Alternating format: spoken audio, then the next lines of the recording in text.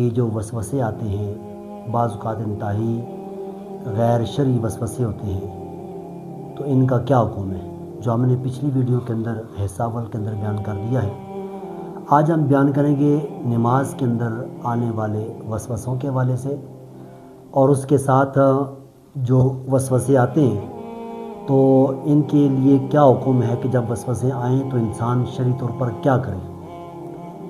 تو پہلا سوال کہ نماز کے اندر وسوسے آنے کے حوالے سے کہ نبی کریم آقا جانے جانا صلی اللہ علیہ وآلہ وسلم نے فرمایا، بخاری شریف کی روایت ہے، طویل روایت ہے، حدیث مبارکہ ہے، میں صرف آپ کے سامنے کوشش میری ہوتی ہے کہ میں مفہوم بیان کر دوں، عربی عبارت کی طرف نہیں جاتا ہوں کیونکہ انتہائی قلیل وقت ہوتا ہے، اس کے اندر بات کو ختم کرنا ہوتا ہے اور چند چیزیں آپ کے پاس سامنے رکھنی ہوتی ہیں۔ تو نبی کریم آقا جانے جانا صلی اللہ علیہ وآلہ وسلم نے فرمایا کہ جب اذان ہوتی ہے تو شیطان بھاگتا ہے، اور اتنے دور وہ بھاگنے کی کوشش کرتا ہے جہاں تک اس کو اذان کی آواز سنائی نہ دے۔ پھر جب اقامت ہوتی ہے پھر شیطان بھاگتا ہے، اور جب اقامت ختم ہوتی ہے تو شیطان واپس لوٹ آتا ہے، اور پھر کیا ہوتا ہے کہ لوگوں کے دلوں کے اندر وہ وسوسے اور خیالات پیدا کرتا ہے۔ فیقول اذکر قضا و قضا،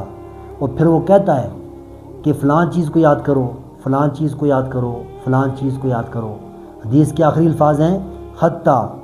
یظل الرجل لا یدری کم صلی، فرمایا کہ وہ انسان کو اتنا بلا دیتا ہے،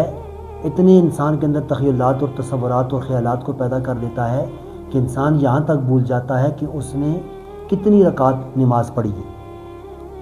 اور بخاری شریف کی دوسری روایت کہ ان شیطان یادی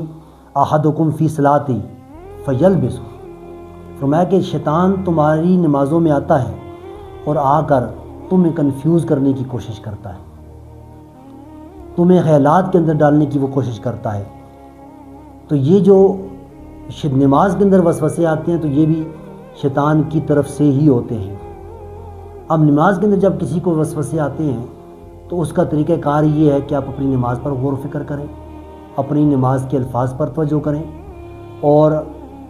اگر ترجمہ آپ کو آتا ہے تو جو الفاظ آپ پڑھ رہے ہیں ان کا جو ترجمہ ہے اس پہ اپنی غور و فکر کریں، اور ساتھ یہ تصور کریں جس طرح حدیث مبارکہ میں آتا ہے کہ جب بندہ نماز پڑھتا ہے تو وہ یہ تصور کرے کہ وہ رب کو دیکھ رہا ہے۔ اگر وہ یہ تصور نہیں کر سکتا تو کم از کم اتنا تصور کرے کہ خدا اس کو دیکھ رہا ہے۔ یہ تصور باندھ کے نماز پڑھے، اور جب وسوسے آئیں انہیں دبائے اور اپنی نماز پہ کامل توجہ کرے تو آنے والے جو وسوسے ہیں اس سے اس کی نماز پر کوئی فرق نہیں پڑے گا۔ اب نماز کے علاوہ جب وسوسے آتے ہیں تو نبی کریم صلی اللہ علیہ وآلہ وسلم نے فرمایا کہ جب نماز کے علاوہ تمہیں وسوسے آتے ہیں